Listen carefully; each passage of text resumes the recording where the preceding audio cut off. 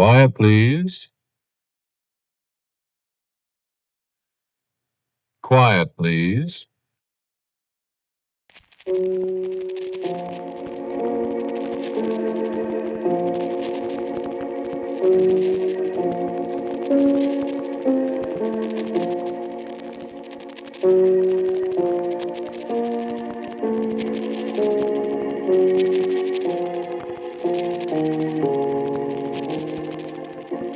The American Broadcasting Company presents Quiet Please, which is written and directed by Willis Cooper and which features Ernest Chappell. Quiet Please for today is called Light the Lamp for Me.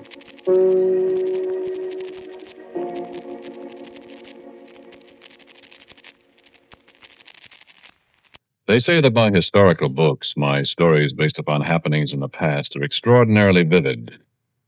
They say they're minutely accurate, that they read as if I'd actually been there, seen the happenings in person.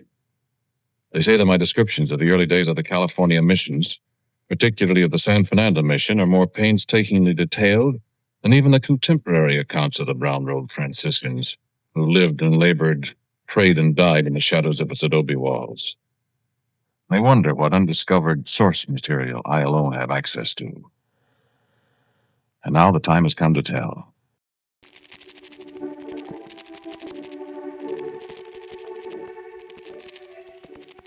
Do you know San Fernando, La Misión San Fernando Rey de España? With the statue of Father Sarah beside the fountain in the memory garden across the road, the screen door that opens into the musty little office, and the sign that reads, Curios. The arches of the cloister, where the cracked plaster shows the ancient adobe bricks, the wrought iron bars on the windows, the sheep pen down at the end of the cloister where the surly old ram glowers at you through the wire. Do you know the convento and the glass cases of gold-threaded vestments against the walls, the old weapons, the bridles of stirrups, the utensils carved from wood, the sagging old door frames and the wooden steps, and the still room? Do you know the still room?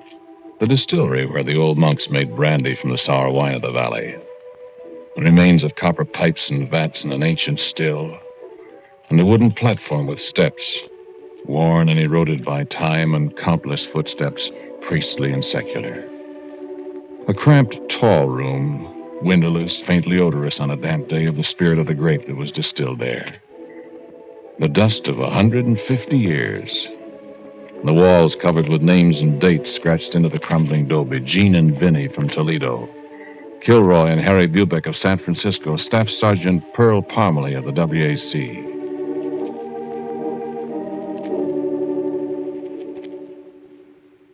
And my cigarette lighter slipped from my fingers as I started to light a cigarette.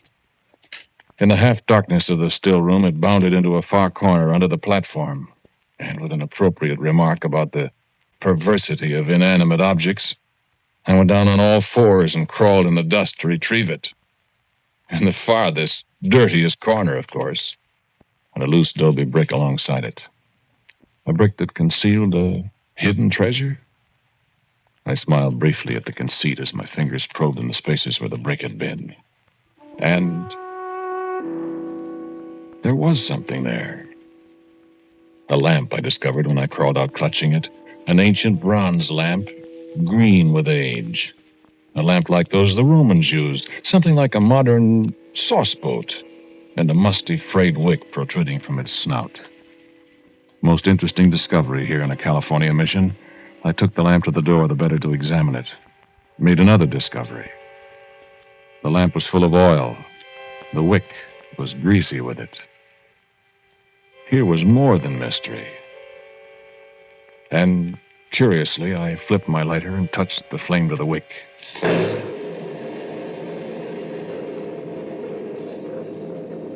Yes. Thunder. Thunder and darkness around me. And only the tiny flame of the lamp to reveal the yawning door and adobe bricks of the wall. And in its feeble light, the bricks looked newer, cleaner. And the great copper still inside the room gleamed brightly and cast flickering reflections of the ancient lamp back at me. And a voice spoke in my ear. ¿Qué tiene usted, amigo? He stood close beside me. his soldier in Morianan's steel breastplate, one hand on the hilt of a long, straight sword with a basket hilt. A Spanish soldier of the late 18th century. He was real flesh and blood by the weight of his grip on my shoulder. Now, my Spanish is very limited. This apparition was a very astonishing thing. Astonishing, I thought. Impossible. And I answered him in English. What happened? I asked. Inglés, huh? English, I mean. I'm an American. What's going on here? Well, I'm Irish. You are? My name was Peter Paul O'Brien in Galway. Now, I'm Pedro Pablo Obregon, soldier in the armies of His Majesty of Spain, and a lost man as ever was. Oh, I get it. The cinema, huh? Cinema? Movies. I'm afraid I do not understand you, caballero. But what made it get dark so suddenly? It's been dark for near 4 hours, amigo. What kind of joke is this? There is no joke. Well, what? You could be telling me how you came in possession of my lamp. Your lamp? My lamp. I'm sorry. I found it in there. Where I hid it yesterday. Yesterday? Why, it's been in there 100 years if it's been there a day. So? It must have been. Look at it. Well, perhaps it has been then. Of course. Friend, would you be knowing the date? Date? The year and the day? Now? No. Why, September. I will tell you. September 26, 1799. Look here. No. There's no point at all in keeping you in ignorance, amigo. Since you found the lamp and lighted the same. Go on, friend. It is my lamp. I found it one day in Spain, and I carried it with me for long years before I found out what were its powers. It was in Granada, I mind, that I first found out. A dark night in the barracks, I bethought myself of the little lamp. And in my mind I was thinking of the days of the Saracens in Granada when I lighted the little wick. And caramba, when it flamed up I was sitting for them, two of them. Two of whom? The Saracens, the Moors, bedad. Scimitars they had, and long spears, and great black beards. I don't believe it. Oh, you're here, are you not? From your own time? What? You lighted the lamp whilst you were thinking of the old days? Well, hear me, man. You've not much more time to listen. That is the power of the lamp, then. Think of a time and light the lamp, and you're there. Blow it out, you're still there. But light it again, and think of another time, your own belike, and it's like that. I don't believe It makes little difference, amigo, what you think. Now give me back my lamp. Well, now look here. How do I know it's yours? And how do I know? I have the means to take it from you. Why, I could run you through. You wouldn't get away with it. Why, the police would... Man, listen. Do not be judging events by the standards of your own time, for that is not now. I'll have back my lamp. I won't give it to you. It was in me mind to let you live as best you could, a full 150 years afore your own time. But I see I must not do it. Now, look here. There's such a thing as law. Oh, be still. But if you blow it out and light it again and wish yourself back where you came from, well, then I'd not have the lamp at all. And since I cannot wish ye back myself, there's only one thing to do. And he leaned across my shoulder and blew out the lamp. In the darkness, I heard the sound of steel as he drew his sword. I felt the wind from the sword stroke, and my hat was plucked from my head. In frantic reflex, I swung the lamp. It struck flesh and bone. In the dark, I heard a groan, a clashing of steel, as Pedro Pablo Obregon fell. I waited a long time before I applied my lighter to the wick of the little lamp, and thought of home time. And the thunder crashed.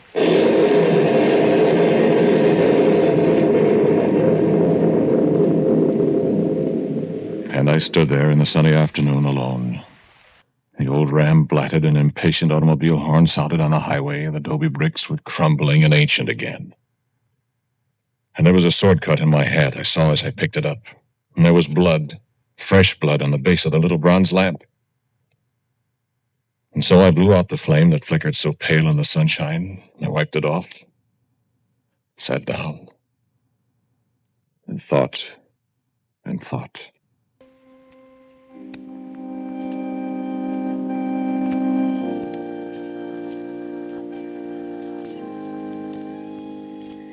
Days later, when I went back to the year 1799, to a time 2 weeks after my first visit there, when I went back to arrange for masses to be said for the repose of the soul of Pedro Pablo Obrejon, late of Galway, I asked one of the good fathers to translate for me the worn, dim inscription incise into the base of the lamp.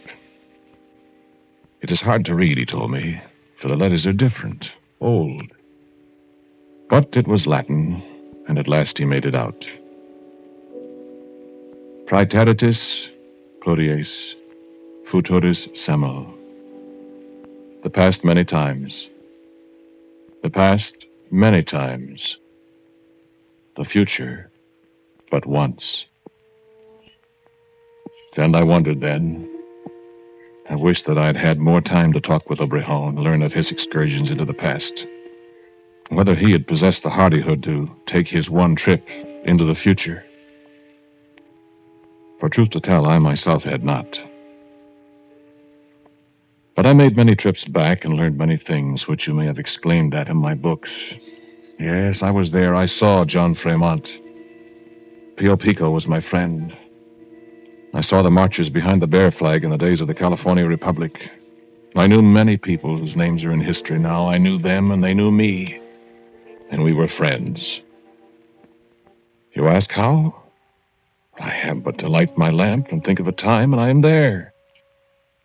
There are only two restrictions. One, that I can change only time, not place. If I wish to see Chicago in the mid-90s, I must go to Chicago. If I would watch the Battle of Hastings in 1066, I must go to England.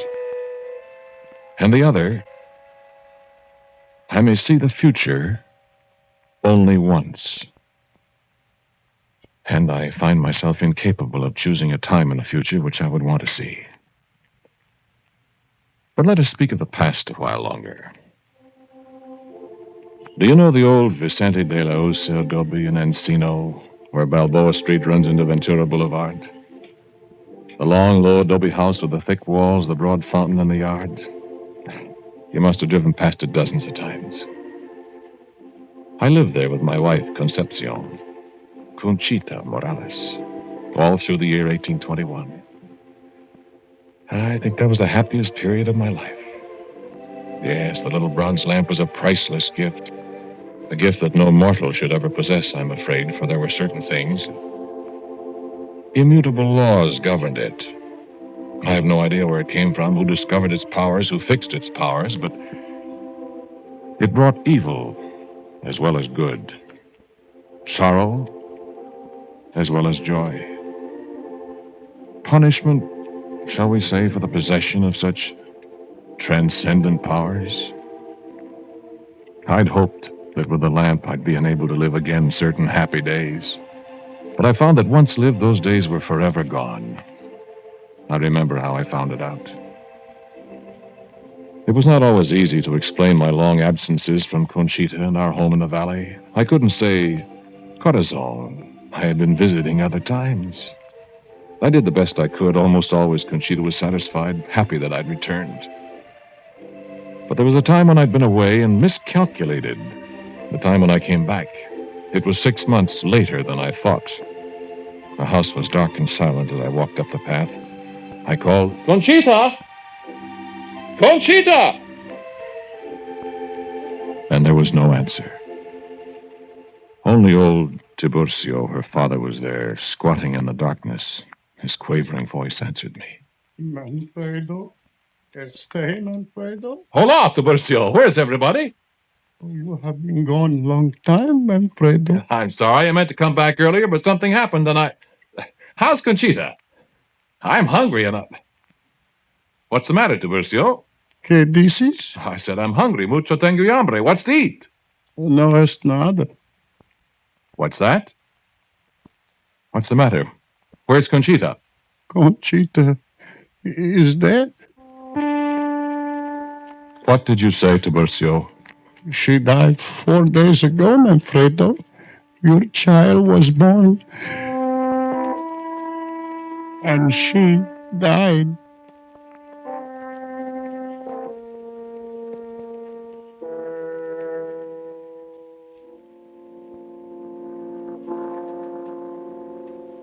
And I turned and went away, sat by the fountain for a long, long time.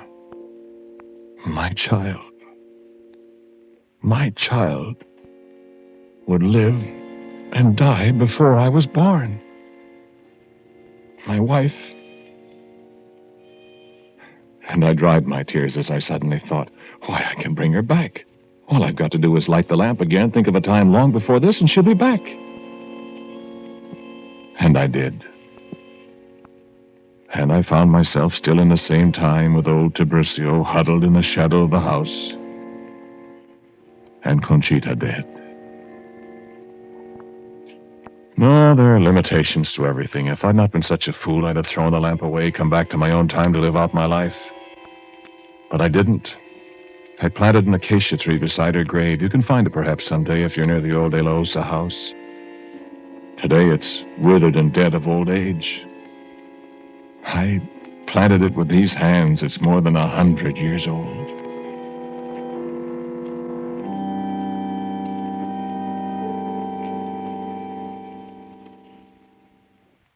I never went back to the old days of the De La Osa house. I've been past there a number of times. I know where the grave is and the acacia. I know where to find our initials, Conchita's and mine, scratched with a Spanish dagger in the adobe wall when it was soft and fresh. But it's a place of sorrow and remembered happiness for me. And I seldom go there. But I've been many places. I didn't meet George Washington. I talked with Baron von Steuben at Valley Forge, but the general himself was unapproachable. I watched the Custer massacre from the hilltop above the Little Bighorn. Could tell you some interesting facts about that fight. I saw Marie Antoinette mount the steps to the scaffold in Paris. I turned away in sick horror. And when I'd lighted my lamp again, I found myself in the midst of a crowd celebrating Lindbergh's flight from the United States. I knew a man in New York named Sidney Breeze, and I sat in an old house where a skyscraper stands now and watched Sidney carving his own tombstone. You can see the tombstone yourself if you're walking past Trinity Churchyard someday in New York. Ah, Sidney, Sidney, liest thou here, it reads. I remember how Sidney laughed as he tapped away at the inscription. Yes, the little lamp has taken me many places. Then my books, they say, are accurate, marvels of detail.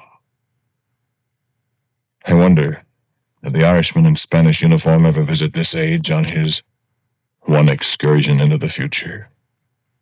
Did the others who owned it before him come and stare curiously at us? Or were they as feared of the future, of seeing the future too soon, as I was?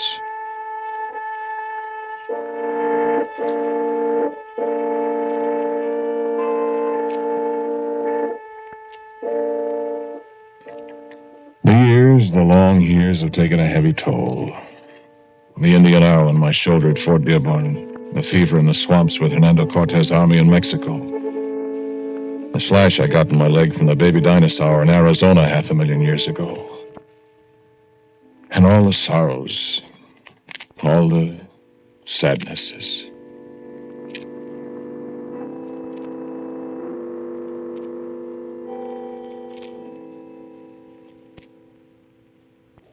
I learned some interesting facts last night.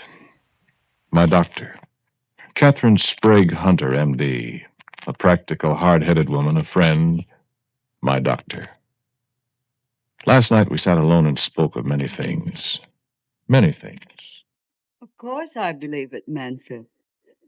I find it difficult to believe it, but yes, I believe it. Well, I'm glad you do. I was afraid. I rather envy you. Don't envy me, Catherine. Yes? I have too many things on my conscience, things that came about through this lamp, you know. Peter Paul O'Brien that I murdered. Let's not say murdered, Manfred. Murdered in 1799. And Conchita. That you couldn't help, you know. I don't know, perhaps if I'd come back sooner. You never know. If you could have had adequate medical attention, perhaps... If I could have gone back earlier, taken you back with me. You couldn't do that. No. Only myself. I feel a sense of inadequacy, Catherine. I feel it with this amazing power. I should have done something with it, something for other people instead of for myself alone. I wish... Your books, you know. Yes, I know, the books, but after all... And now, after what you told me tonight, it's too late, isn't it? I don't know. Oh, but you said... I said, I'm afraid you haven't too much time, Manfred. I said you'd better begin to set your affairs in order. They're in order. As much in order as they ever will be. After you told me the story about the lamp, I wondered. Wondered? If perhaps there weren't some loose ends somewhere. Some time, I mean, that might need catching up. No, I don't think so. No, I think not. Except, as I said, I wish there were at least a few things I could do for someone else. You know about that, Manfred. I don't. If I could have taken back a gift of happiness to someone. But I didn't. When I got the lamp, I killed a man. When I met Conchita, I sat and watched Custer's men being slaughtered. What could you have done? I might have fought with them. I might have contributed. Contributed your own death? What good would that have done? Maybe I'd been happier. I think not. I've been handed the greatest opportunity of all time, and what have I done with it? Manfred, why are you so afraid of the future? What makes you think I'm afraid of the future? You are, aren't you? Not afraid of it. Yes, you are. Well, who isn't? Past, that's happened. We know about it. We can take care of ourselves in the past, but the future... But the future is the place where you might find that gift you want to bring to humanity, to others, if you don't like the pomposity. I don't know. Something's there. Something that might help us if we know a little about it. No. You say you owe a debt, Manfred. Yes, but I don't want to remind you of what I told you tonight, but... How long have I got, Catherine? Shall I tell you? Tell me. You may have 6 months. Hmm. Or you may have 10 years. But 6 months is more likely. Yes. Yes, it is. Or what? or less. Catherine, I'm afraid. It's your decision, Manfred. But there's not much time. Well, what if I find... Yes? Well, if I find I'm dead when I go into the future, would that be suicide? You might be dead an hour from now, Manfred. No. You or I or anyone. Maybe I wouldn't be able to come back. You have only to light the lamp, you said. Well, I know, but they might not let me come back. I rather think they'd be glad to help us. Because anything we might do with their secrets could conceivably help them.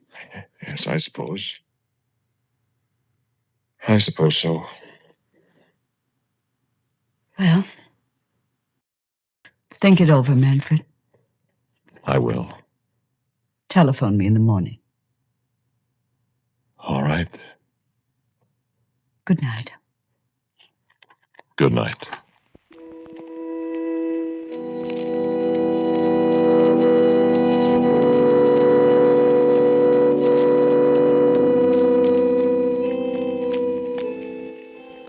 I sat there for a long time, thinking it all over.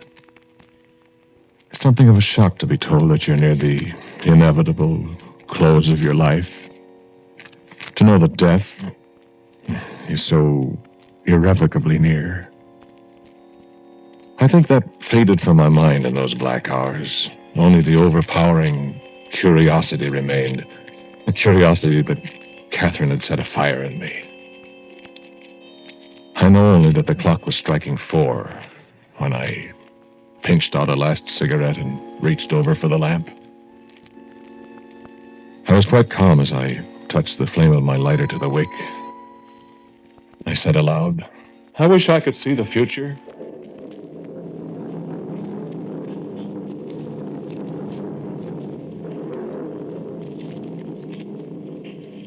The tiny flame from the lamp cast its beams almost in vain. For the room that I sat in was only a shell of what it had been. The floor was ripped and torn with great jagged holes in it. The walls had almost disappeared. I could look out over the city from any angle.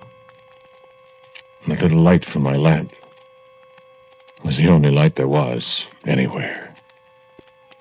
I called out. There was no answer. I called again. Still there was nothing but the oppressive silence. I moved. And part of the wall collapsed beside me.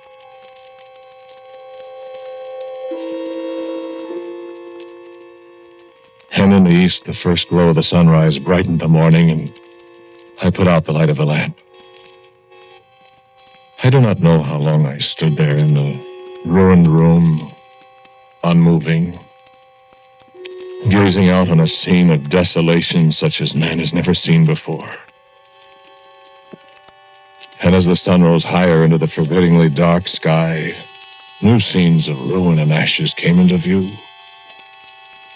There was nothing. The city was gone. As far as the eye could see, desolation. And one living man to view it.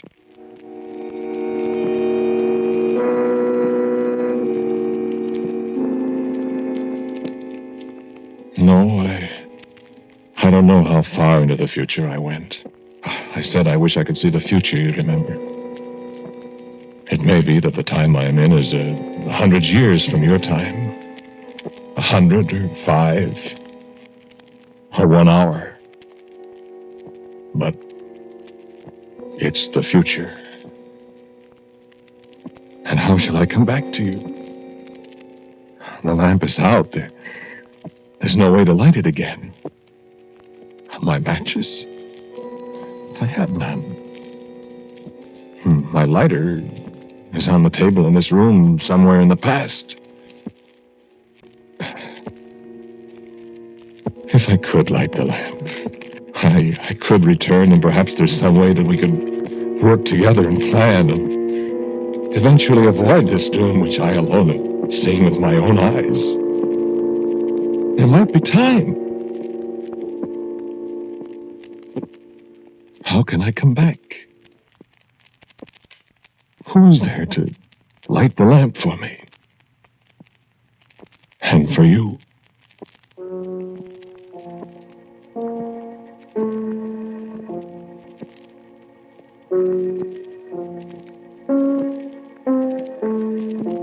The title of today's Quiet Please story was Light the Lamp for Me.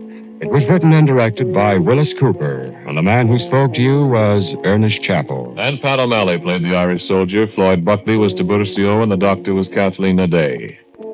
As usual, music for Quiet Please is played by Albert Berman. Now for a word about next week, my good friend, our writer-director, Willis Cooper. I've written a story for next week that I call Meet John Smith. John.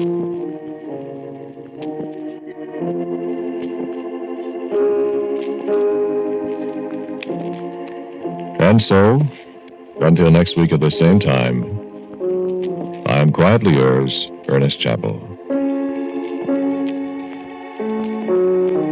And now, a listening reminder.